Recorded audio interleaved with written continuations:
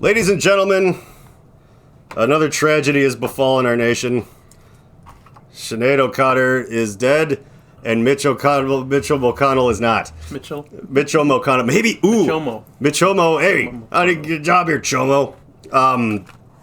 No, like, actually, I have a pretty good track record of talking a lot of shit on this podcast when something happens, and then whatever it is happens all the way by the time it's out, and then I accidentally get a bunch of views I don't deserve because people are searching it, and I'm like the first thing. Like when that sub killed all those people. Like, we had only known it was, like, missing. They were looking up sub porn? Yeah, and finally, the aftercare was insufficient, and that sub just went on a murdering spree. And that's what happens, you know, people, you can bind them, but eventually you may break them. And then they will snap on you. No, and all those rich fucks went in that rickety submarine. And it was the day it went missing, and my buddy Peter was co-hosting with me. And I was like, oh, they're fucking dead. And we were just making so much fun. And then they, like, did die when I was putting it out the next day. And he was actually like, maybe we shouldn't do this. And I was like, yeah, we actually have to do it now. He's like, oh, I'm like, yeah, I don't have a career. Like, I talk about, well, I guess I have a job or whatever, but I don't have a music career. I don't have a comedy career. I will never have any of these things. So it's like, I don't know whose nose I could possibly get out of joint. It's like my boss at my actual job, the only person I answer to owns the entire company, and he would either be like, I don't understand what I'm looking at and I don't care, or he would think it was funny.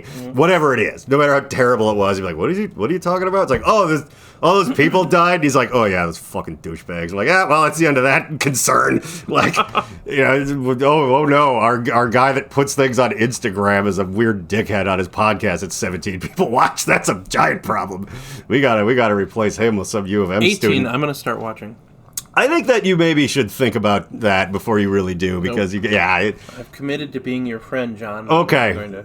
Yeah, Andy is my friend. I always, in case you're having trouble figuring out where I know him from, his T-shirt is a small clue, and it's that we both shop at the same men's T-shirt store, and that's where we met. No, it's that Andy is the host of the Monday Night Comedy Show, which is the only comedy thing I do, because I'm lucky enough to live in a city where there's enough going on that a few of the things are good, and one of them is one where I feel comfortable, and I don't have to do open mics because I don't want to, and I hate them, and I'm not trying to, like, make it, and if I was, would probably maybe just go on the road, and I for sure don't want to do that, because I already did that in bands, and I am too old, and I fucking never want to relive it. You've earned your bones in other bands that you've been in. You don't have to do fucking open mics. Yeah, and well, but, you know, people are always like, you gotta get the reps in, man. You gotta get the reps in, and I always do it all wrong, where I feel weird if I ever say the same shit twice. The people who say that, get more reps in, are the people who call it their craft, and they don't fucking matter. And some of those are, like, multimillionaires with podcasts that I've listened to who live in L.A. or now Austin, Texas. And refer to what they make, concept-wise, as their craft. Okay, you got a point there. Like, the only craft I am concerned with is the 1994 hit The Craft, which really made me go, do I have a thing for goth girls? And then I found out, yes. It wasn't just a vague question because I'd seen a few ladies at the mall anymore. It was a thing that I knew. And then I eventually married one. I often think of Fairuza Balk. I often do, too. When she's getting railed out in the beginning of American History X, I have never been more jealous of a neo-Nazi in my whole life. Or Edward Norton. Why? That is a sexy scene up until that guy gets curb stomped. That part is a bit of a boner killer. Mm-hmm. Unless that's your thing. There are, you know what? No kink shaming. No, I'm not. Yeah, if your thing is like getting curb stomped, watching curb stompings, you know, getting fake teeth to put in so you can just get them curb stomped out again and again. And that's expensive. But you know what? So is a giant sex dungeon. The studio paid for it. Oh, yeah. The studio put in a lot of money back then. Now they don't want to put any money. They make your own. Hence the strike. They make you use your own teeth. Mm-hmm. That's yep. Or you go George Washington style, where it's like, we don't care who you get them from, but we're not buying them for you. That's the thing. They're either wood or torn out of the faces of the oppressed. Well, that's what this thing was. Happened, yeah. I actually, you know, when people, I don't remember where I heard this, but I actually love it because I both try to be on the correct side of history, but I also try to be like a churlish butt munch about everything, and push people's buttons. So, like, and some of those things just happily skip together hand in hand without a fucking shred of cognitive dissonance. And it's great. And the thing I heard was like, people are like, well, even people like George Washington weren't that great. We should tear those statues down. And someone was like, you know what we should do? We should leave them, but you have to put statues around them for every slave that they owned or whatever. And you have to walk through all of those to get to the guy. And it's like Thomas Jefferson, they would have had like 100 or something. And you gotta and they're all... 8 football fields. Yeah, it's like a ton of people, and they're all like emaciated and like, just maybe kind of just sort of looks like the same guy, but you just go, or no, hell, have women and have them be families, whatever. Have it be realistic as you can. Historical records are spotty at best, but yeah, you really, which would make every monument to all the founders of this country like a trip to a fucking, Holocaust museum. But it's like they're there, they're not gone, but you have to look at the whole thing. It's like occasionally people I know will be jealous of someone else's life. You know what I mean? Mm-hmm. They'll be like, oh, she has like this car and whatever. It's like, okay, would you marry her husband though? And would you do like, no, I don't want all that. So you want the car. You're not actually jealous of this person. You would not do a wacky 80s movie trading places thing with them. Like, you wouldn't do that at all. You just want a couple of the things they have. That sounds like Andrew McCarthy, the other guy from Weekend at Bernie's. Oh man, I don't. Jason, no. I don't know that. Are we talking characters or actors or what? Well, the actors who are in Weekend at Bernie's. Okay, that just sounds like a wacky antic that they would. Oh yeah. Well, and that's the thing I often think about when you're like, you gotta have you have to have the whole thing. Mm-hmm. Like if you're jealous of someone, it's like fine. But you have to just live their whole entire life, or you don't get to sit there bitching about how you're jealous of them. You just have to go like, I wish I had a comedy show. I don't know if I want to be Andy. No. Or maybe you do. Oh, no. But you wouldn't want to be like... wants to be me. Well, I think certain people definitely would. And after this podcast hits all 18 of these viewers, because eventually you won't be so high, and then you'll forget everything you did, and you'll get to watch it like it's a new... Should we do a full disclosure? Episode. That you're high on life? Yeah. Okay. Because you are that kind of guy, or not. Or, Andy, wait a minute. I guess before we do this podcast, do you have concerns in this world? Yeah, are you a fucking cop? I'm a mall cop. A mall cop? Volunteer. Those are the most wonderful of cops. I go into that mall, unpaid and unrequested, and I lay down a little bit of the law from time to time. I see teenagers. You there. I go Contempo Casual. I go talk to them. I'm like, is that still a thing, Contempo Casual? Is that the name of a store, or is that it's a store in the 90s? I don't know. I came to mind because I watched... Is it like Gadzooks? I watched Clueless with Graham the other night. Oh, you are teaching him things. That's good. Yeah. What a strange world. Like, he already lives in a world that is nothing like the world of Clueless, and it's like, when he's old enough to look back and kind of remember that movie, the world we live in by then will be like, what the hell was this even? Like, what's a switch? And then they turn on their holographic projectors from their eyes. Yeah. Well, I've had people be like, what do you mean roll down the window? Like, what the fuck does that even mean? Like, oh, right, there was a thing where you had to jack off really hard, and then your window would... Yeah. I was showing them. How fast? Yeah. And how fast you can make it and how fluid. And you had to. If you stopped, you know. Because everyone smoked cigarettes in the car in February and also couldn't afford air conditioning in the summer, so you were rolling that window up and down all early. By the way, this is a CBD hemp cigarette that I get these from work, like at the stores they have them, and it looks cool. And this is pineapple flavored, so it has kind of a yellowish thing, but usually they're green. Mm-hmm. So it looks, I'm just such a... When I learned that they were smoking fake cigarettes on Mad Men, I'd be like, oh, I could do that and not, like, wreck my house. But also, it is a little bit relaxing. It is a CBD cigarette. And it's pineapple flavored. It is kind of nice. The way cigarettes ought to be. I know, instead of just tasting like... For the children. like farms and racism or whatever, like broken cars. I don't know what... Bad childhoods. Like, I don't know what cigarettes are supposed to taste like, but they just remind me of, like the best memories I have of the taste of cigarettes is, like, making out with a lady that tastes like whiskey and cigarettes, and then things. And it's, like, it's all regrettable, but at the time... I was like excited, like in a way that like that weird trailer trash grandma breath gets me chubbed up a little because it just reminds me of wild times, you know. Regret nothing. It led you to here. No, it certainly did. Why, you know, yeah. Here's to you, John. Yeah. Cheers, my friend. Are we not talking about how there's rum in there? You can't even taste it. I know. You can't even taste the There's liquor. actually a fairly good amount in there, though, too. That's the thing. I have those double shot glasses I got for you put the lime and the tequila and stuff in them. But if you don't put a lime in them, you can just fill them all the way up with booze and then make drinks that way instead of using that stupid measuring thing that's very limiting. But you don't just want to do a free pour because you might go overboard. And kill me? Yeah. Well, I meant more like when I'm drinking. Oh. Where I'm trying to measure it out a bit. It's not a capitalist pour? Where this is... Yeah. That's rum. Ice. Yeah. More rum. Yeah. Yeah, it's just 2 layers of rum.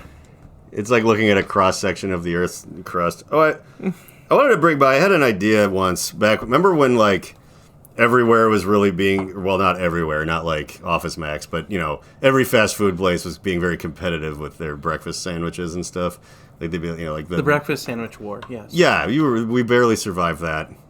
And it's all like tears in the rain, but it's I saw ships on fire in the parking lot of Arby's. Ships. Well, I meant shits. You know Arby's. It's not But a ship, it's a attack shits on fire off the shoulder of Arby's. This is gonna be a nerdy podcast, everybody. But I guess if you're a regular listener to this, like, there's many things wrong with you, but one of those things is not that you're ever gonna stop listening to this. If you've made it this far, Yeah. you should know at the end of the podcast we're going to tell you where the gold is hidden. Yep. Well, that's how I always pitch it to people. Where honestly, Latitude and longitude. I always say if you can stand me at all, you'd probably like it. The only caveat is, like, if you could deal with listening to me, if you deal with the sound of my voice, or kind of, like, I don't know. There is some kind of target market for it. You should publish a book, a small book, because people like small things, but with your quote a day or something from Reverend John. I should do that because, and this is going to come up later, but we read a page a day out of this. I borrowed a little bit of a trope from your thing, but it's called Dear Asshole, Ooh. 101 tear-out letters to the morons who muck up your life. Sounds now, really good. It's very bad, and none of it is funny. A lot of it is racist. It's from 2011. Like Chris's theory that it seemed like it was written by AI, but then we figured out when it was written and it couldn't have been. But I was like, oh, that's a good theory because it's like there's, we'll get to it. We'll get to it in the last 10 minutes like we always do. But like it like there's pages where it's like Meredith and I have punched up the jokes in like somewhere under a minute. Like, why, if you're gonna say blah blah blah and bitch about this, why not? You know, here's a good joke there. There's no jokes in it. Mm-hmm. Like, it's not funny. Like, you're supposed to read it on the toilet and then just flush the toilet, I guess, because there's no. It also doesn't make any sense. It's got all these problems. I have like a lot of theories that those people aren't real. I won't. Everybody has heard me yell about this so much, but I will go over. There's like a highlight reel of grievances, theories, and then why they didn't pan out about this book that we're about 14 into the 101 pages in of. Just a page an episode, huh? Yep, that's the thing. I said I took a little page out of your book, which is the tear out. What I'm of course referring to is the Monday Night Comedy Show published a book of tear out ideas, and one of them is read a page of a book every week. Yeah. And I was like, I will do that in my own tear out book that I didn't write, but my mom got me as sort of a little goof Christmas present, and I cannot figure out why. Like, I really am like, do you think this is funny, or did you actually have which is sad, but or was it like, oh, he'll have a field day on his pod. He'll do something funny with it, which is kind of cute and encouraging. So there's no way that's what it is. But my dad might have had that thought. So maybe that's it. Yeah, they met in the middle, I'm sure. Merry Christmas. Here's a bowling ball. Oh, Homer, John, you're gonna use this in your podcast? Homer is the ball's name. I would love to have a bowling ball. Two funny bowling ball stories that I have. Well, do it. I guess there's like a bit of and one is a prologue, which is I've been thrown out of a lot of bowling alleys for throwing the ball up into the like ceiling and shit. And yeah, that's happened so many times. But was it a drop ceiling? Well, it did, yeah. Like once it got hit with a bowling ball, it dropped. But and they put like a hole in the fucking thing. But the rink, what is that? The lane? Yeah, whatever the hell it's called. The bowling rink. Yeah, the tap dancing lane, which is what I use it for. They say not to. The bowling tarmac. Yeah. Play a game of 9 pins, Governor, on the tarmac. I don't know. If by the way, that park out there across the street from my house that I'm sure you saw, there's a group of Eastern Indian fellows that have a cricket league that play there like every Saturday. Cool. They're all wearing like these white, like nice uniforms, and like it's incredible. They have a cricket bat, and I've just gone out there and like sat and smoked on my porch and just watched them step. And just watch them for a while, because I'm like, and it'd just be like, I don't understand what I'm looking at all. Like, I'm like watching this game get played, and I don't get cricket. And I Googled it, and I'm like, no, I don't know what it's telling me. Like, I don't. To be fair, I'm not a sports guy, but I figured coming in kind of like, with a clean slate of not understanding even regular baseball completely, I'd be like, well, I'll be more open. It won't be confusing to me because I have no pre-existing notions about it. Because it isn't baseball. It's more like croquet, but with a bat and I don't know, or thunderball. And sticky wickets. That's where the sticky wicket comes from. Oh, but speaking of croquet, so one time when I was working at the garage, the venue in Burnsville that had shows, and Levi worked there, who used to live with Andy, and none of you know, and he lives in your heart because he's dead. But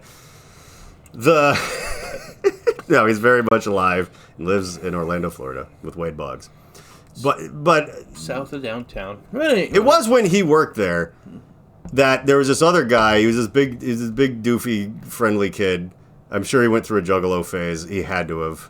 And whatever he's doing now, who knows? But I never went through a juggalo phase. I think you did. No, never a juggalo. Oh, technically you didn't go through a juggalo phase because it's ongoing. It's Andy is currently. I don't even know how to. I know so little about juggalos that I don't even know how to make a joke out of that, except for like, what's a magnet?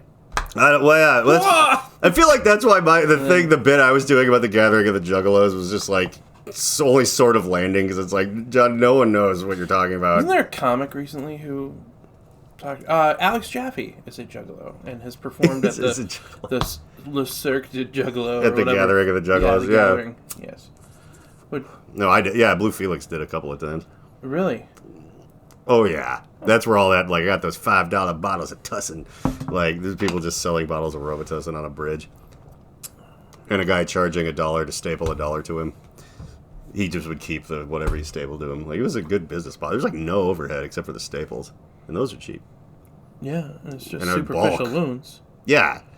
Oh, I'm sure he got an infection all over everywhere, but whatever. I mean, that's a dirty place. They're the ones that were like reaching into the porta potty so they could throw like whatever was in there at Tila Tequila, which was the right thing to do. I don't know what that means. She was like a D-list MySpace celebrity back in like 2009 that someone was idiotic enough to go, well, let's see, you're famous, and so this has people at it, we'll put you there on the main stage, and this has... Snooki? Like, she was Snooki, right? She wasn't Snooki, but boy, would you just basically, in anyone's brain, you would just put her in that same compartment, just be like, whatever. It wasn't connected to that at all, but it doesn't matter. It might as well have been. It was like, who cares? Yeah. And it was just like, I'm hot, and maybe I'm going to sing, or I'm just on MySpace. It was when they didn't know how to make influencers yet, or whatever. Yeah. Yeah, she was a MySpace person. Along with all the crunkcore rap kids and all of that stuff that was so great. Oh, right, though. Speaking kind of the gathering of the juggalos and of cricket and croquet, and working at the garage, there's this big doofy kid, and he worked at a bowling alley, and he's like, they throw away a lot of pins and bowling balls. Do you guys want them for anything? And I'm like, bring them all here, yes. And the garage had, there was this like outer area that was a big circle of other city garage bays, and it was just like, we were called the garage because one got transformed into a venue. And we kept the name. Mm-hmm. And I was in charge of this place like a lot. It looks great on my resume, but because nobody knows what it was really like. When I was running, it was just like, oh yeah, I was actually like a manager at this, like I would have up to 30 employees answering to me. The way it works out on a resume is like, wow! Like we won an award from Finland for like youth work and stuff. I'm like, that's because of me. It was not. But it happened while I was there and one of the people in charge. So take that, place that hired me for too much money. No such thing. But so one day, we had gotten a bunch of sledgehammers from Home Depot because we were having this big summer thing, and one of the things was someone would donate like a junkyard car, and you could pay like a couple bucks to go take a whack at the car with the sledgehammer. It was real fun. Then eventually, I mean, it could only get so broken, and then like they would just tow it back away and whatever. But so we had like these 16-pound sledgehammers with fiberglass handles. Like they were like these serious ones that I went and got with your taxpayer money for this thing. And I invented a game called Sledgehammer Bowling Ball Croquet that was short-lived. But because if you missed the bowling ball, it either like it went into your shin or into property because it wasn't going to slow down. It was just going to go whacking into break all the drywall off of something or hit a car or whatever. But I actually hit.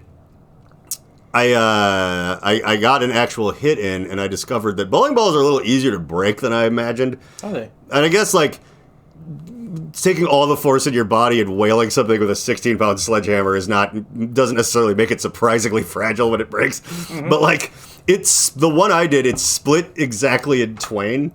And like just went the other way, so it they roll the bowling ball at me. Use of that word. And he split Robin's ball in twain. But I took like just a blind, like rather than being careful, just everything I had, just woo, and it just happened to hit it right in the middle, split it in half, and the two hemispheres in twain rolled on their edges perfectly and just went sailing the other direction and just broke the shit out of the fucking garage doors. They went whacking into like huge dents, and we're like. And then, we threw some into the river. Now, I have a fun science question for you, and I learned this without knowing this would happen, and it makes perfect sense. Yeah. But so, bowling balls float. They're porous on the inside, so they're very heavy. But if you put it in like a pool, it'll eventually kind of like float around to the top. I didn't know that. So yeah, and here's the interesting part: if you were to take it, put it at the bottom of the pool. It'll float up to the top, but they're very heavy and they have a lot of mass. So as it floats up to the top, it'll start going kind of quick because it's like, when you hold a beach ball underwater and let go, it kind of goes flying up. Slower than that, but it goes and it'll breach. It'll come like out and then splash down. Like it comes out with some force because, beach ball hits the air and it goes oof, and it stops. Bowling ball keeps going up. Now, if you chuck one off of a bridge into a river, it's falling from very high up, and the water is very deep. It goes all the way to the bottom, and it comes up, and it just comes fucking flying out of the river. Like, if you throw bowling balls... How deep was the river? Did it bounce off the... No, what happened was it just made it all the way to the bottom. But it's like, I don't know, 30, 50 yards deep, whatever it is. I mean, it's deep as shit. I imagine, I couldn't tell you, but it probably got almost as deep as it could. So it had all of this inertia to build up floating back up. So it just comes splashing out and just launches like 30 feet back into the air. And it'll do it a few more times, less and less. But yeah, if you have just like a bunch of the kids from the garage, we take like 20 bowling balls and be like, yeah! It just creates this fucking... Could you imagine if dropping it from the really high height, it got stuck in the mud or something and it didn't come back up? That would be really cool. That'd be eerie, and only to come up like unexpectedly. Yeah, eventually weeks just later when breaks. A family is like it's out. unbelievably dangerous what we were doing because if it got stuck and then came loose, and then someone's boat was over it, it would just probably bash a hole in the bottom of it or whatever. I mean, boats are stronger than that, but maybe like a fiberglass person boat, it would definitely. Yeah, it'd be like a German U-boat just torpedoing it. It'd be like blow some out of the water. Yeah, so the river and the sledgehammer croquet. That was in a movie called Sledgehammers at Dawn. Really? What was it about? Just exactly what the title says. It's I had just a cameo, but it was made by two Bloomington natives, Pat Casey and Josh Miller, who wrote the Sonic the Hedgehog movie. Wow. 1 and 2. There is another Sonic movie, isn't there? Josh, I think Josh and Pat wrote Violent Night. Oh, I know. Yeah. That's a real video store style classic. Which is funny now. It's like things like Tubi and stuff. If you want to relive walking through like the I've never heard of these horror movie section of a real video store, you scroll through it, and there's still things that came out in like every bit of 2021 that looked like they were filmed on a camcorder from like 1993 somehow. Yeah. Like, wouldn't it have been just cheaper to use your fucking phone at this point? Like, what is this? Like, why is it in 4:3? And I know it's not a stylistic choice because, like, I can't hear anything anyone's saying. It's like, no. It wasn't like, oh, yeah, we're going to record the audio, but we're going to make it look like a no.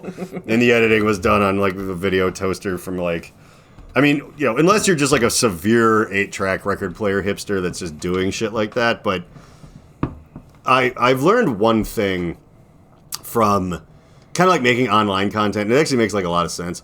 People will watch something that kind of looks like shit, but they will never watch anything that sounds like shit. So, like, if there's, even if it was like a camera like 10 times as expensive as this with better lighting, and it was just kind of sounded tinny and weird, like people just be, I'm gonna give up. But it's like if it just this camera cost $100,000. It did, but there's better. We could actually be using like a Sony Red, which is something more in the ballpark of $2.8 million. And, I'm working my way towards that. Once I get to 20 regular listeners, I think, And I'm kidding. I think we're somewhere on 31, at least on the audio one. And we do, if you're listening on Spotify, I do the thing now where you can watch the video on there, too. I don't know what the purpose of that is because YouTube exists. And it's not like there's ads because you have to have a certain amount of subscribers before you can even do that, and I'm nowhere close. The YouTube channel it's just your dirty little secret. Yeah, it's like internet secret. You'll do that thing where you're listening in your car and then go like, oh, fuck, there's video running. That's my phone so hot. Like, cool. I think that's the only reason that's a thing. Even the Apple Podcast doesn't do that. I don't, fucking whatever. But like, oh man, what was I just talking about? Or what were you just talking? The sledgehammers at dawn. What, like? Sledgehammers at dawn. Yes. What did you hit things with sledgehammers? Yeah. Well, no, it was. Did it stop by noon? No. Okay. So the elevator pitch of the movie is the city of Bloomington, Minnesota is quarantined by the federal government because citizens of Bloomington go insane at the rate of 8 to 1 or something, and so they quarantine the city, and it's essentially a post-apocalyptic wasteland in the city of Bloomington, except it's just a nice suburb. Yeah. They didn't have the budget for that, but apparently neither did The Walking Dead. There was always like grass that was clearly mowed in that show. I'm like, who's doing this? Nice suburb. Like, everyone has like clean fingernails. I'm like, this show is ridiculous. Yeah, and so getting back to the thing, there's a royal family. They declare it's a kingdom, the kingdom of Bloomington. I like that, and they also live in a very nice, middle income. Yeah, in Bloomington. Well, the king, you got to remember, the king of Bloomington is still the king of Bloomington. Indeed. So you're not like, I guess unless you can overthrow the Mall of America, but I believe that's its own city-state. Even now, pre-apocalypse, like they definitely have their own almost privatized police, like a faction of the Bloomington police force is basically just owned by the mall. They have their own police force, and it's up there. The mall is a fun. You know how, like, some people never learn this, and some people learn it when they're younger, but whatever, and it's like, middle-aged white women never, ever learn this, but the world is sort of asymmetric and unfair, and simply by pointing out a perceived injustice doesn't immediately make someone do something about it, or whatever. Like, oh, well, a drug dealer in your neighborhood, well, we'll be right there to console you and kill that person. Like, they're gonna be like, okay, great, no one gives a fuck, but a fun proving ground where it almost feels like a thing happening in a movie or another country or something is the mall, because this is kind of where I was telling Andy earlier that I went and renewed my conceal and carry, and you take the test, and I had a guy that was really great. His thing, I'll even plug it out here. It was called normally it's like some hick that has opinions that you can easily imagine, but this guy's thing is literally called left of center self-defense, and he's a big tattooed guy with like a Black Lives Matter hat on and stuff, and so it's like him laying it all out for you is a lot more pleasant, and also informative, because it turns out,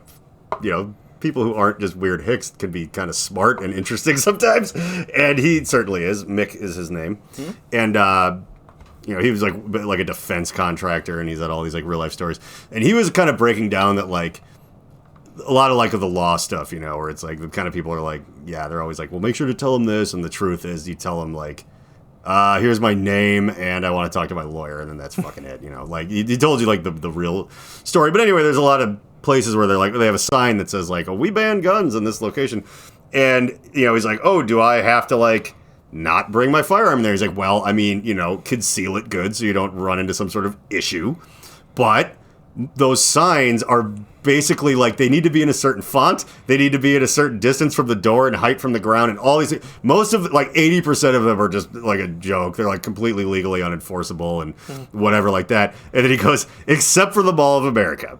The Mall of America is like its own thing that's just all mixed up with the Bloomington police and whatever. And it's like they're not interested in your side of the story, and they have the weird power to go like, aha, yeah, well, this one actually was an inch too low, but you're going to jail anyway because the judge is our friend, and like what, like that's a great situation to learn. Like, and also this pound of cocaine we found on you, yeah. It's like if you want to learn, oh, that's how the world really works, where it's like there's rules and then there's rules, where it's like these guys. You know, there's always some science fiction thing where it's just kind of like, yeah, but I mean, the Federation is free now or whatever, and it's like, yeah, well, don't try that on Jabba's planet over there. Yeah, sure, they're under this jurisdiction, kid, but none of the space lawmen really want to go down there, and the Hutts have a real bad reputation for hiding things, and when I'm trying to be Jack Burton so hard, and I'm not doing a very good job, god damn it. But Alexis always loves it when I do the well, you know what old Jack Burton always says. So is that just a scenario you guys play as Big Trouble in Little China? Oh, there's a lot of trouble in Little Vagina. Well, because all vaginas are relatively small. But it's when I say it like that out loud, it sounds really weird to you, and gross. John, compared to you. Yeah, I don't love Morgan outing me like that. She was you know, that I, you know, am the slinger of a bit of a beer can, because I wanted to say funny things about my penis, but that it's too big for a huge fan of anal to, she like retired basically. You know, that's private and it's not funny. It's like, oh, must be nice. I'm like, no, it isn't. It is not nice, Morgan. That's where the one thing I said that might have been funny on Monday was on the spot, like where I was like, it's like, oh, my wife and I have been trying. It sounds like we're trying for a kid, but it's actually worth it. And the painful part comes at the beginning rather than, you know, way later when the kid grows up to be a disappointment. It's a really good joke. And it was like the one thing that I didn't plan. It was like, God damn it, like why bother writing things down? And then I'll forget it later. Please don't improvise. God damn it, that is it's a lucky improvisation. Andy, I'm going to let you in on a little secret about what I do. Everyone's always prepared at the Monday Night Comedy Show. No, I know that. Please, I have to believe that. I'll say this. I come in with a plan and then I don't do it. Or I do, but like half of it is that because I get the derails. The thing about that okay, so let's talk about this. Like I'm like, I'm gonna do comedy because I just kind of have always wanted to. I don't want to go on tour. I'm lucky as shit that I was born here. Rather than like, you know, there's one open mic at a VFW or in this bar called Stumpy's Dump in Pascagoula, Mississippi or some shit. You know, like there is a comedy scene here of sorts. That's where you see yourself in your fantasy netherworld? No. I mean, like, if I'd been born, I could have been born not here. You know what I mean? I could have been born in some dump town in Mississippi and then been like, yeah, moving's expensive and hard. So, but I kind of want to do comedy, but I can't, there's like one choice. And I'm going to the Twin Cities. No, yeah. Well, I wouldn't move here from somewhere else, but I'm just saying, I'm lucky in my sort of blasé, lazy pursuit of comedy as a hobby that it's here, and sorry, I got a funny text from Chris, who I also do the podcast with sometimes, and we'll probably have to talk about the thing he's texting me about on a different show. But okay, so I'm here, so right, you know, like you have a show. There, like it can facilitate sort of casually doing this thing without having to go, I got to move to New York, or I got, you know what I mean? Like, in which case I just wouldn't move and I just wouldn't do it at all. Mm-hmm. You know what I mean? So I'm lucky. I'm just being grateful for things, which is boring to listen to, but the thing is like, so I'm like, be catty and bitchy about them. I really should do that. I've earned it. But the thing, so. Like, I like writing funny things, but here's what I've learned is the hard part of comedy. There's sort of two things that are the real sticky wicket, as it were. One is remembering what in the fuck I wrote. That's difficult. But two is the entire art form of stand-up comedy. The idea that, okay, things are funny, right? And mostly what's funny is somebody sees something and I'm quick enough to say something about it that's the wrongest thing to say at the exact right moment where it's pretty funny. I'm okay at that. Mm-hmm. But then going, okay, Now, I'm standing up here by myself. I have to paint a picture for a room full of people with different experiences and all this stuff, get them completely on board so they can almost see what I'm talking about, and then talk shit about that, and that makes them laugh. That's fucking hard to do. But when something stupid happens earlier that night, and I know they all saw it, it's so much easier just to say something fucked up about it. Or Morgan says something I didn't expect her to on stage because I didn't think she was going to bring that up. And I'm like, ooh, I thought of something dumb to say. And everyone as a duo, you need to keep each other on your toes. So well, that's why that was kind of fun. But the point I'm making is that I always prepare, but the biggest laughs come out of the things that I didn't fucking think I was gonna say. And the devil tries to trick you because you know the one time you don't prepare, then it won't be funny. But it's like, oh, just go up there and just be silly, John. Like, and it's like, no, but then that'll be the night that everything is just so like on rails that there's nothing to comment on. There's just nothing. That'll be the time. That'll be the time the universe paddles my bottom, which I'm not a fan of. My bottom is sensitive. Oh. I know it's some people's thing. And I remember we don't kink shame on the Reverend John Wheeler podcast nor the Monday Night Comedy Show, which this is both now, even though this is, I think, Wednesday. Oh. I'm a poor example because there's so many other good people involved in the show. Like, they can't all be being Andy, humble. we have two chairs, all right? And I guess, like, did I ever tell you Elon Musk tried to buy my show? But he didn't understand that, like, he'd have to come and do it. You know, like... That would be the agreement? Yeah, it's the Reverend John Wheeler podcast, but now it's... Minneapolis. It's his. Do this podcast. It's like you have to keep... You're buying the name, but then I'm taking that money and leaving. I'm not going to keep doing it. You're buying the legacy. Yeah, and then you have to just do that. And then the rights for a reboot. He'd probably change the name, and then... You know, it's funny. I made that joke before he bought Twitter and changed its name. And I'm making it again, and now it's actually less... What's it now? X or something? I think... Is that... I actually I don't like him at all either, but how Zuckerberg kind of trolled him and was like, we're actually rebranding. Well, since your thing is X, we're just changing the name of the Threads, the Instagram version of Twitter, just to Twitter. It's like, well, since you're not using it. And he got all pissed off and blocked him. I'm like, that's so good. I also really want those two to actually fight. Did you ever hear about that? That they were gonna have like Elon Musk and Mark Zuckerberg, they were gonna have like a UFC. You know, there's rules. It's not just in an alley, but they're gonna, have a fight. I couldn't even pick Mark Zuckerberg out of a crowd. No, because he's not a man. He's probably who that lady on the airplane saw when she's like, that person's not really there, or whatever. I think she was on a plane. Zuckerberg just his private jet was in the shop, and he had to fly on the regular airplane with crazy people. And did you know that, speaking of planes, did you know that Amelia Earhart lived in St. Paul for a brief time? I think it was St. Louis. No, St. Paul. Was she involved in bootlegging? Because that's why a lot of people were in St. Paul in that. But no, I just saw an article. To ask Amelia Earhart? Don't be silly, Andy. I don't think you could. That's what I said. Oh, okay. You didn't think to ask, but even if had you thought to ask, you'd be like, who am I going to ask? How rude. Her ghost. Or whatever. Yes. I just had to explain that scene to someone who had never seen Pee-wee's Big Adventure, and it was really fun. Pee-wee's Big Adventure is a national fucking treasure. I've based most of my life around its teachings, like don't accept rides from ghost truckers and keep an eye on your bike. Like I always would use a good bike lock. And the Alamo doesn't have a basement. Yeah. Disappointing, but true. Andy, I would like you to do a short review of about 1 minute long of Pee-wee's Big Adventure and how it affected your life. I'm going to grab a couple of beers out of the mini fridge. Do you want a beer? I don't know that you like beer. Sure. Okay. So I'll grab 3.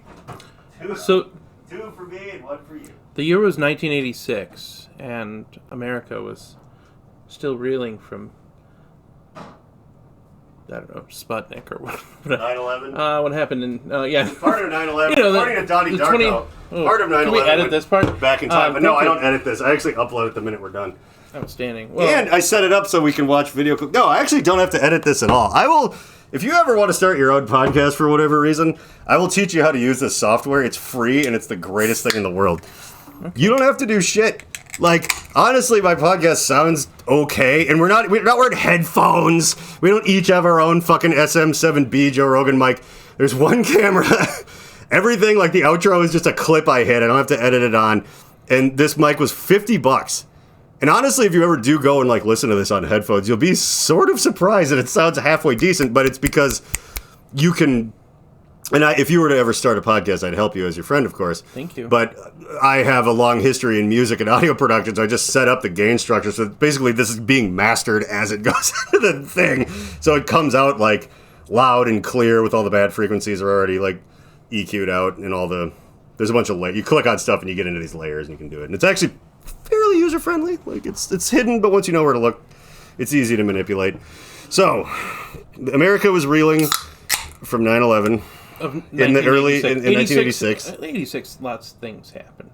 Yeah, like I started kindergarten, which was tragic, sad, because I was like, I got a Nintendo Entertainment System for my birthday on September 6th that year, and then kindergarten started 2 days later, and I could not play Super Mario Brothers and Duck Hunt all day long for the rest of my life, and that really set the tone of some of my cage rattling and lashing out behavior that marked and continues to mark most of my life. I was a sophomore in high school. I think you might have been in '86. Yeah, Alexis was not even a twinkle in her grandfather's eye yet, and you were finishing up your master's degree, and I was in kindergarten. I was defending my thesis in 1986. I know. Pee-wee's Big Adventure. It was on Pee-wee's Big Adventure. Pee-wee's Big Adventure is is nothing like Pee-wee's Playhouse. Really, it's not. It's really not. It's its own standalone thing featuring Pee-wee Herman, who we know and love, Paul Rubens. Yeah. And Penguin's dad. Yeah, in the weird second Tim Burton Batman movie that is hard for me to sit through. We have every Batman in a box. Well, every of the old Batmans, the 4. Everybody owns all of the Batmans that came out. I know, but there's movies over there, and people don't know. We're just sitting in this weird black curtainy thing because my basement's cool looking, but if I want to feature it in the podcast, I have to clean it, and that's never happening, so I just hung up a sheet. I don't like the heat lamps on this side. I'm sorry. Someone actually once was like, "Oh, are you guys supposed to be like a political discourse?" Or I'm fire. He's ice. Andy's the fire. Together, we're this podcast. Well, Andy has a much like Morgan, an AM radio show that's ultra nationalist right wing called Patriot Uprising 88. Ish. And it's funnier with Morgan because she's a little Asian gal, and you're a large white man, so it actually doesn't really track nearly as well. But you guys support each other, and you are guests on each other's show. And as giant Rush Limbaugh fans, I know that you're keeping his memory alive. R.I.P. Let me pour one out, a glass of pee out on your grave. The Big Dipper? What do they call him? I don't give a fuck. And my favorite thing about his death is, for someone who hated the idea of gender-neutral bathrooms, his gravesite is going to be one. Forever. I just love that for him. That is very good. Yeah. Makes you feel a little better about things, I think. Today, Mitch McConnell had that pause. You should mention that. Right. Oh, that's what I was going to say. The clickbait in this is probably going to just be a picture of Mitch McConnell, but I'm going to go in Photoshop and mess his face all strokey up, because that's funny, and go, here's a thing that finally explains that, and I mentioned it for 3 seconds at the beginning, but if you're stout of heart, you can make it all the way to this part at the end. The internet's going to be so great, John, that by tomorrow afternoon, there's going to be so many memes and funny, hilarious things that people like you do. Yeah. Mitch McConnell, like, start making them beatbox. Putting garbage on the internet. Just, No, I really want someone to take the last syllable and, like, just time stretch the audio. So it's like, and it makes like when Keanu Reeves goes into the Matrix. Oh, that would be cool. You can hear all the weird like formats and things in the audio all super stretched out and like computery sounding. Yep.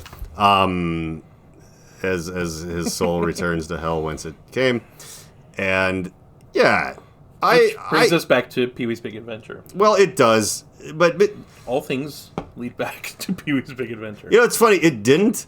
But you just said that, so it feels like it did. Well, no, I guess like he has that dream where the devil gets his bike, but it's just Francis in a devil suit. Fucking Francis. Francis. I was dating somebody who was kind of funny many, many years ago, and I was watching Pee-wee's Big Adventure while she was falling asleep, and she was like asleep through the whole movie, and then the part where like Francis is the devil in his dream. He's like, yo! oh, just like she kind of like opens her eyes and she just goes like, mm-hmm. I'm like, yeah, well, you know where your bread's buttered at, Toots. Just the devil with a little mustache. He's like, everything's how it should be, and just fell back asleep. And it made sense. High point of that relationship, I think. But, yeah, so, no, the important thing here, well, Mitch McConnell is a lot like Large Marge. Actually, oh my god, damn, I don't have, you know what the sucky thing, I actually love my job, but the only thing I hate about it is that it's a job.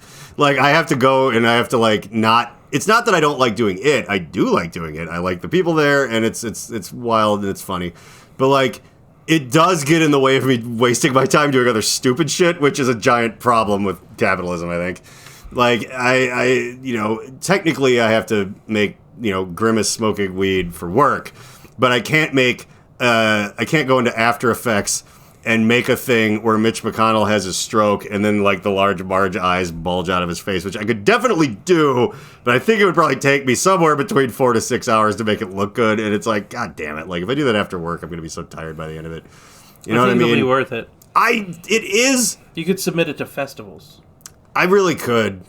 I mean, the problem is, the one problem with the internet right now is that the Wild West is over. Like, one problem. There's one problem. The rest of it is great. Everything that's ever happened because of it is probably good. But people are so mean. Yeah, they are, and they're so, like, addicted to the fucking dopamine death scroll thing, and it's such a sad waste. It's like, go to a real casino and lose your house. Like, stop doom scrolling and stop micro learning. That's the new. I've saw it. Yeah, you're not gonna help. We're just gonna circle the drain forever until AI takes over and either kills us or helps us. But we're not gonna get ourselves out of this one. Kill us. It will definitely help kill us. That I'm certain of. But glad to lend a hand. The one problem with the internet is that you can actually do something that would have made you famous in like 2007, and right now it'll get like 9 likes on Instagram. Like, it's the stuff that actually makes it through is just like randomly someone getting beat up in a McDonald's, or something, and it's like no one gets credit for, like, no one did that, no one made that, no one, all the memes that come out because of it don't get, like, you can make an auto-tune song out of the people talking about the guy getting stabbed at a McDonald's, but it's like none of that will get you anywhere. You won't even get like 2 extra Instagram followers. It's all, so me doing Mitch McConnell trying to get a Large Marge, even if it caught a little bit of viral fire, it would just do no, it wouldn't catch a little bit of viral, no one would see it. Let me downgrade this further because I forget myself. It's not even like it would grow legs a little. I would see it. I'm gonna make it for you. And I wish you were my multimillionaire boss. Like, I like the one I do have, but Andy would be more fun because I feel like you would pay me to make that thing for you. And then I could just live the dream. And rather than making kind of silly stuff to help push weed adjacent products on the internet, I could make completely pointless, insane things for the amusement of, Baron Brungalstien. Like, I forget the guy from Dune's name, but I shouldn't compare you to him. That's probably Falsa Doom. Falsa Doom? False. Oh, I've never seen Dune. No, I'm thinking of Falsa Doom was James Earl Jones and Conan the Barbarian or Destroyer. It was the Destroyer. It was the second one. Yeah, where he turned Set the snake god. Yeah. My very first snake I owned years ago, I named Set because of that. Because of that movie, because I really liked the Conan movies. And it's funny, I didn't realize this till I was older. I mean, maybe obviously I knew I liked Arnold Schwarzenegger and swords and giant snakes and things like that was obvious, but I didn't know, as I became a fan of H.P. Lovecraft when I was older, that the original Conan comics were written by a contemporary of his, and some of the stories I guess Lovecraft helped write. Like, so Conan is actually slightly adjacent to like the Lovecraft universe, like, and everybody's thing now is like, he was racist. It's like, yeah, he lived in like the 1800s. Of course he was. Like, don't tell me that Abraham Lincoln was racist as shit. Like, don't give me that. But, people are all terrible. But you don't stop looking at their art, especially when they're dead. It's like, does it matter? Is it really that tainted for you? And like the bad news I have, and this is a thing I stick to kind of staunchly because it was just like I'm just listening to Marilyn Manson in my car the other day, and I'm like, if you're like, I think some of the anger that comes with like, hey, how dare you listen to this thing that did a bad thing in real life or whatever, it comes from two things that I don't like. One, people who pay attention to lyrics and have emotions. I hate those people. Because they listen to things like emo and pop punk and go like, but I feel this so hard. How could you ever take it so seriously? Like I don't, or Mumford and Sons or something. It's like, I don't care about that. Like, the lyrics that I do like are not connected to some person's real struggle in their heart or whatever. And it's like their heart could be black as fucking ichor. And that's okay. Because, you take like a Manson lyric, like when he says capitalism has made it this way, old-fashioned fascism will take it away. Well, boy, that's truer than ever right now. And I don't care who said that. It's just very true and crazy and great. But, do I want to shake his hand? No. He's a bad man. And he belongs probably in jail with Bill Cosby and the like. And that's all fine and good. But the other thing, I don't like is people go, oh, you shouldn't listen to that because they think what they're listening to is clean. They think it's pure. And like this podcast. Yes. And this is not. I mean, Andy and I are good folks. But the thing is, if you like a musical artist, they had help getting to where they are. There's a chance that there's even like a manager or someone along the line. Talent gets you nowhere. It happens to be there sometimes for those that get lucky, and then you go, oh, cool, this is Nine Inch Nails, but also Trent Reznor's parents were richer than shit. And it's like, eh. And it's like, okay, it's beautiful, but you never would have heard it. He would have been working at McDonald's if his parents didn't have money. Like, or he'd have a heroin overdose before the first record ever came out. And so, you can go like, oh, well, the singer's an okay guy, but the guitar player that wrote all the music was a fucking diddler, and now we can't listen to this anymore. By that logic, it's like, you may have only heard this because some manager discovered them, took the parental money, put them like on magazines and tours and whatever, and that person probably was a huge piece of shit. And you start to have to ask yourself, how many layers between you and what you love have to be clean before it gets dirty and then before you stop caring? You know what I mean? Mm-hmm. Like, I said once, well, basically this all comes around to there's no ethical consumption under capitalism or whatever. But like, so you're like, I only buy, like how many layers between you and the devil's asshole does your money have to be before it's safe? It's like, I'm not buying this from this guy, but the thing that distributes it is terrible. So it's like, can you give them money? I don't know. One of the main investors in that thing is terrible. But is it okay now? Just because, okay, well, the singer's good. He never did anything fucked up, but these people did, and that's the only reason I've ever heard of him.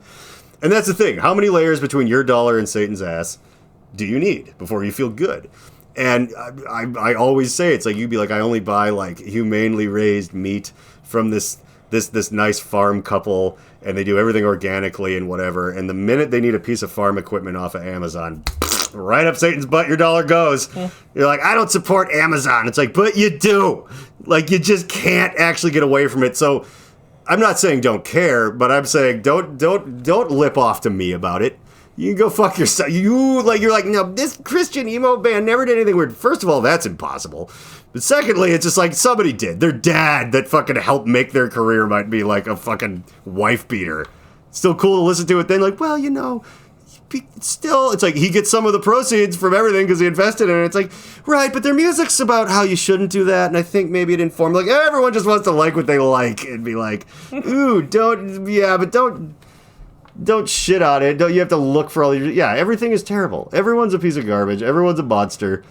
And I will say... Except us. We're not, yeah.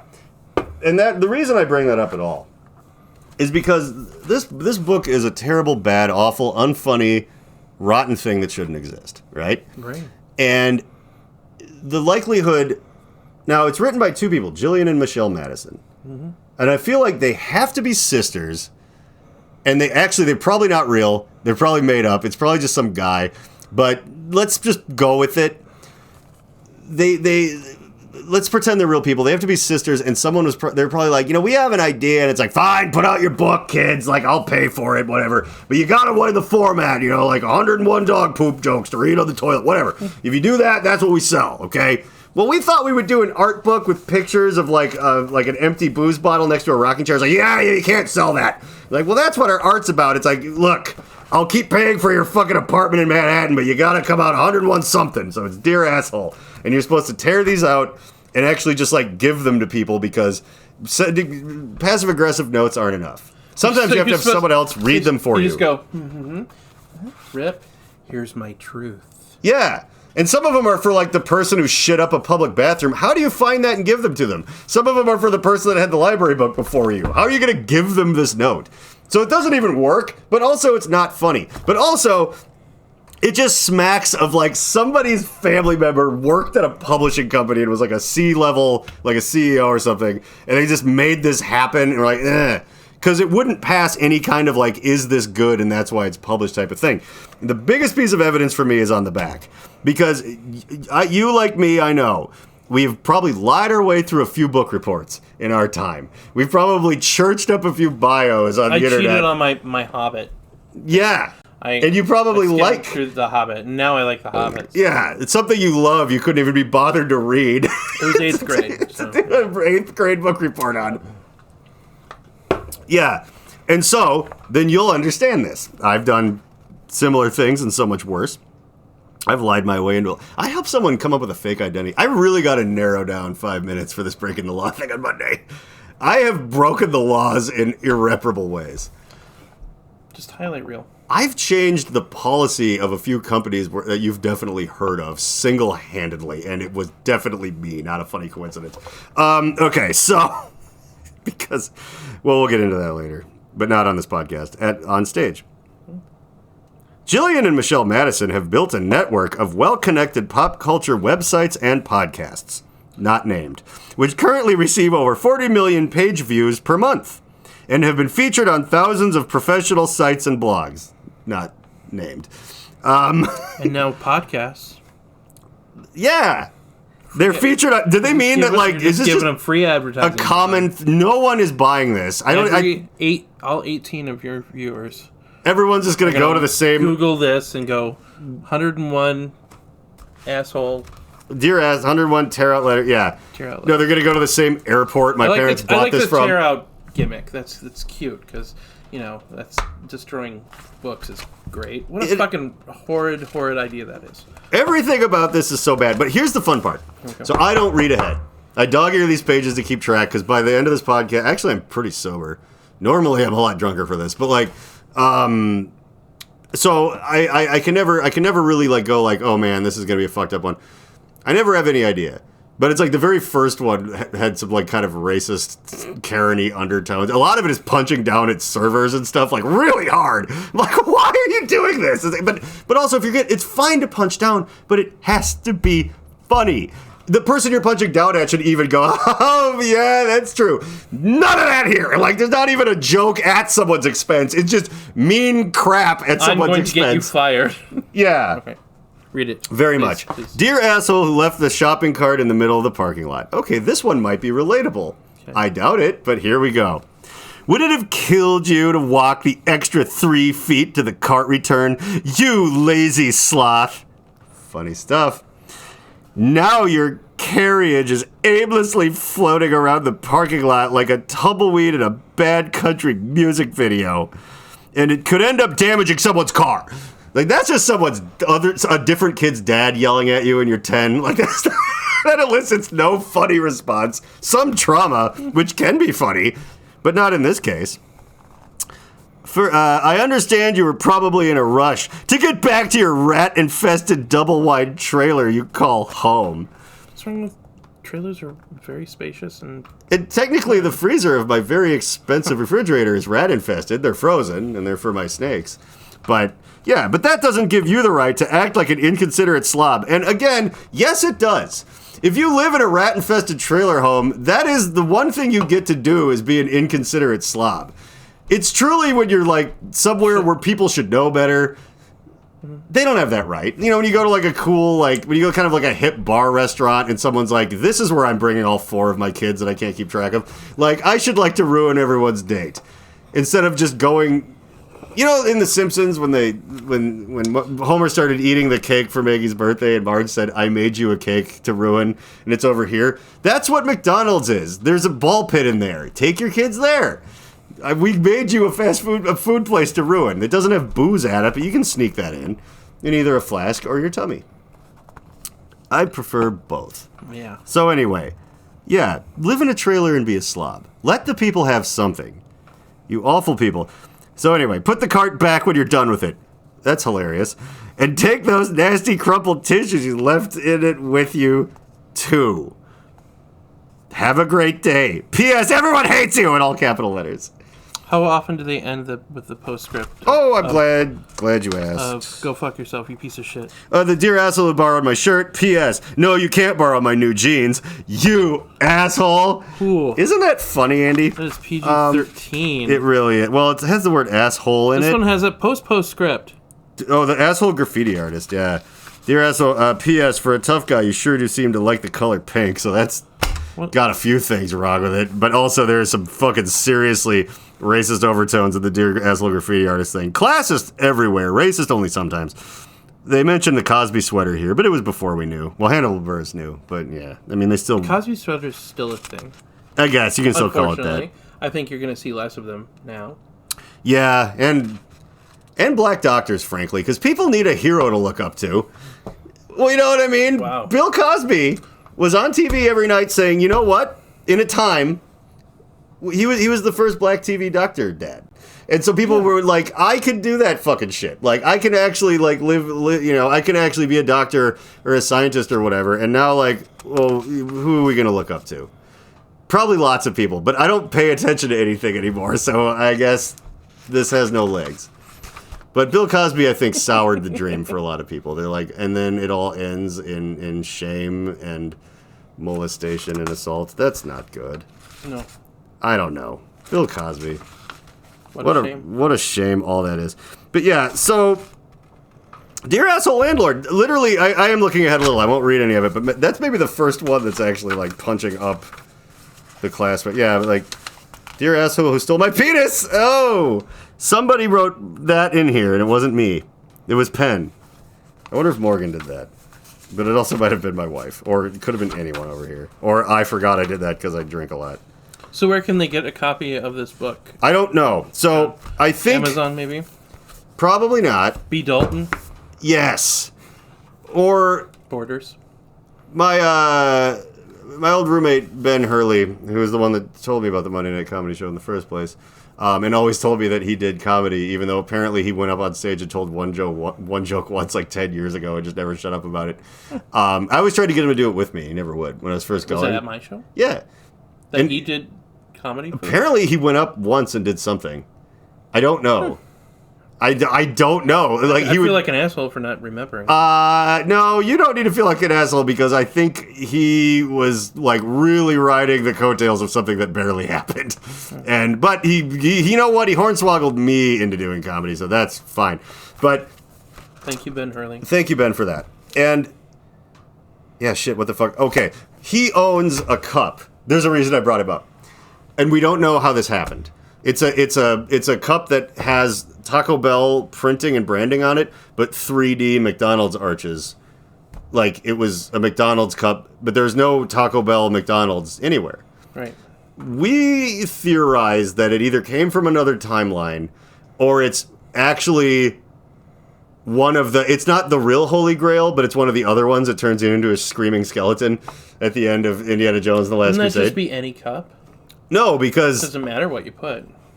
Because if this is the real Grail, put, these right by it. Wait, is that how that works? I always thought the other ones were very specifically made by, like, the devil or something.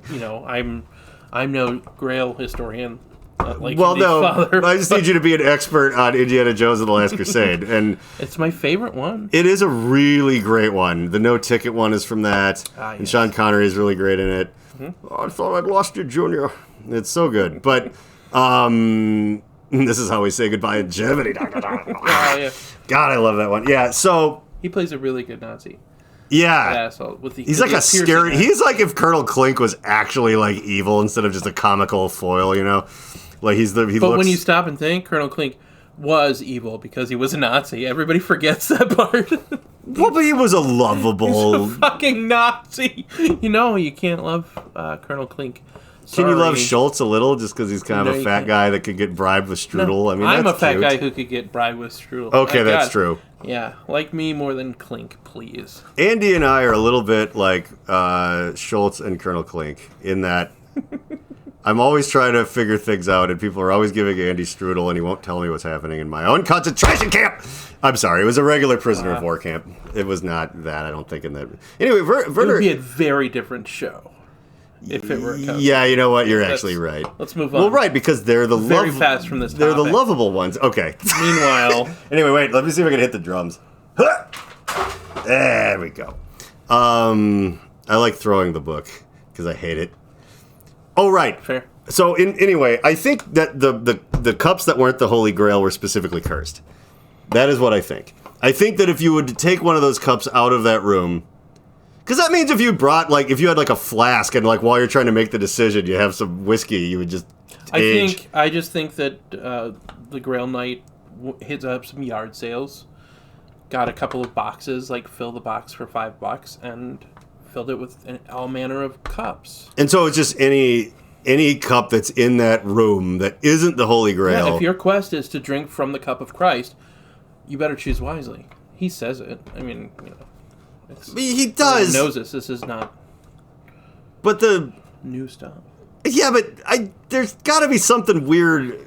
I don't think those are just thrift store cups. They're like 12. No, wait, they'd be like 2,000-ish years old. Like Marshalls or TJ Maxx or Home Goods. Okay, the only thing I don't like about this theory is it really undermines what I was saying about that Taco Bell McDonald's cup being that it was you could see it in the I background. like the different timeline theory. I think that's very sound, actually. Okay, so let's just say it's from either way we were all afraid to drink out of it, but I think that book comes from that same timeline, the one truly darker than ours. Like a combination McDonald's Taco Bell is the invention of an America that is further down the spiral at an earlier timeline. John, there was Taco Bell KFC fusion things. That's not the unholy union of KFC and Taco Bell is still nothing compared to the McDonald's and deep sub-level of hell that McDonald's is like there's something just like all the food is mush. It just has two different overarching flavors as Andy eats McNuggets. I forget about your sponsorship. I don't mean to shit on McDonald's. I'm just saying that combining it with the Taco Bell is like it's the kind of thing that would happen in like an X-Men thing where Apocalypse ends up being the president or something or the king of the Mall of America in that one movie you were in or whatever. Sledgehammers at Dawn. Yeah, that's the one. No. I forgot. I thought you were in the Sonic movie for a minute there. Good Lord, no. You would have I been wish. a Wouldn't that good be Dr. Robotnik. Thank you. Jim Carrey didn't make any sense, and he looked like the singer of this band called Three Teeth, which I don't think was an accident. Because I think sometimes people who make movies listen to music and they see like an industrial band with a really cool look, and they're like, what are they going to fucking do? Like, they played Studio B at the Skyway to like 200 people, and they came through town, which is pretty good. I mean, that's not just the sound guy. That's a real touring career on a weeknight. That's something. But what are they going to do? Like, come after whoever made the Sonic movie? Like, Sega, I guess? Do they make movies? Yes, it was. Well, they made the game. But they didn't make that movie the games are based off of. The movie. The original No, Sonic movie? The one from, like, it was, 2000. No, it had LeVar 19. Burton in it, but it was before he was in Roots. He was, like, a little kid in an arcade, and it was, like... Sonic the Hedgehog? Yeah. What are you talking about? The Sonic the Hedgehog games were based off of a movie, and everyone was mad about the new movies because they were kind of, like, throughout the canon. It's like the whole thing with The Witcher, you know? Like, they got away from the book stuff and kind of leaned on some just random game shit, and it's not really what they should have been doing. And Superman quit being the guy, or whatever. Yes. Yeah. Now no one's going to watch it. Harry Styles. Travel. Yeah, I don't know. No, not Harry Styles. Henry B. Winkler. Wonder. Henry Yes! The Fonz. The Fonzik the Hedgehog. Well, there's no point in continuing to speak because we're only going to get deeper into the Sonic the Hedgehog conspiracy, and this podcast will get in trouble with the law. The Reverend John Wheeler podcast takes zero responsibility for the words, actions, or ideas of its host, guests, or listeners. Though the people on the screen may at times be speaking directly to you and may occasionally give you direct calls to action, neither Reverend John nor the Alchemical Cocktail Lounge are under any moral or legal obligation to answer for the potentially disastrous repercussions that may arise if you are stupid enough to actually follow the orders of a raving lunatic. Think for yourself and do whatever you want, because you're on your own. If anyone ever tries to sue this podcast, black SUVs will converge on your location in the darkness of night and you will never be seen again. Remember to like and subscribe.